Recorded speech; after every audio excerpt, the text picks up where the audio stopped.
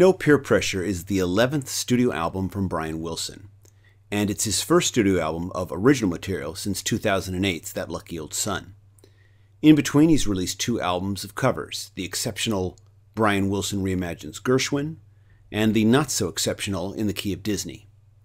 And then there was also that Beach Boys reunion album, That's Why God Made the Radio, which I still enjoy listening to, and which even the most grizzled and cynical of critics still managed to say at least some nice things about the title track and the mini suite of 4 songs that ended the album. After the masterpiece that was That Lucky Old Sun, which I refer to as a pop symphony to Southern California, one has to realistically be ready to lower one's expectations. After all, masterpieces are not a regular occurrence for any artist. No Pier Pressure is not a concept album, and a good number of its songs were apparently being written as a Beach Boys follow-up to That's Why God Made the Radio, indicating that the reunion was not originally planned as a one-off thing. No Pier Pressure features a lot of guest stars, some of which work and some of which don't, and the album is at times a bit of a mixed bag for this reason. So it's only natural that some of the best collaborations happen when Brian Wilson is teaming up with some former Beach Boy members. The songs Whatever Happened and The Right Time both feature Al Jardine and David Marks. The Right Time is an enjoyable bit of sugary pop candy, but Whatever Happened is absolutely magical. Sail Away, featuring another former Beach Boy alum, Blondie Chaplin, also works well as upbeat sentimentality, and nobody does sentimentality better than Brian Wilson.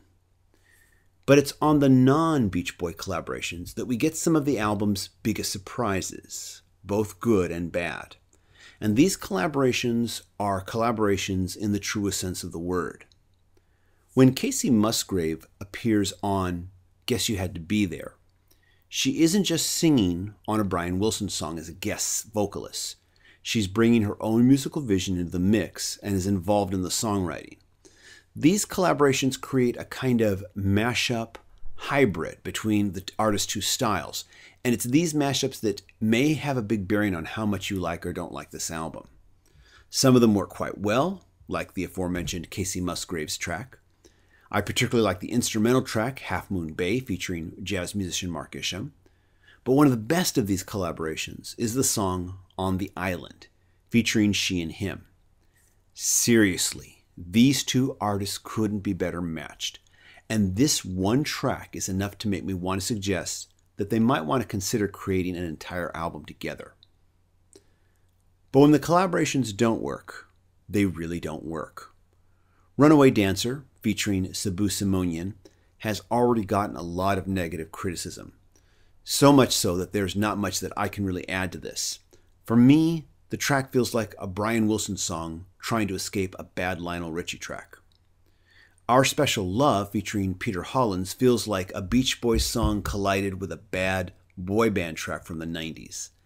And this is disappointing considering Peter Hollins' impressive musical credentials. For the most part, Wilson's non-collaboration tracks are all solid. There is the deluxe edition bonus track Don't Worry, which sounds like every bad 70s disco pop cliche, but aside from that, Wilson is solid. At this point, I want to talk about the use of auto-tuning on Wilson's voice. I hate auto-tuning, mainly because it's being done by young artists. And what this tells me is that you really can't sing. I can excuse it a lot more with an artist of Brian Wilson's age, because he's already proven himself. And if this is what he needs to do to get the sound he wants on record, then this is what he needs to do. The alternative would be to do what Johnny Cash had to do with his last recordings. During the end there, his voice was very weak, and he could only record vocals in short spurts, a little bit one day and a little bit the next day. So I can see where using auto-tuning can be a bit more productive. No Pier Pressure takes some chances with its collaboration mashups. I give it credit for that, even though they don't all work. I think this album, though, would have been better if it had been a bit leaner.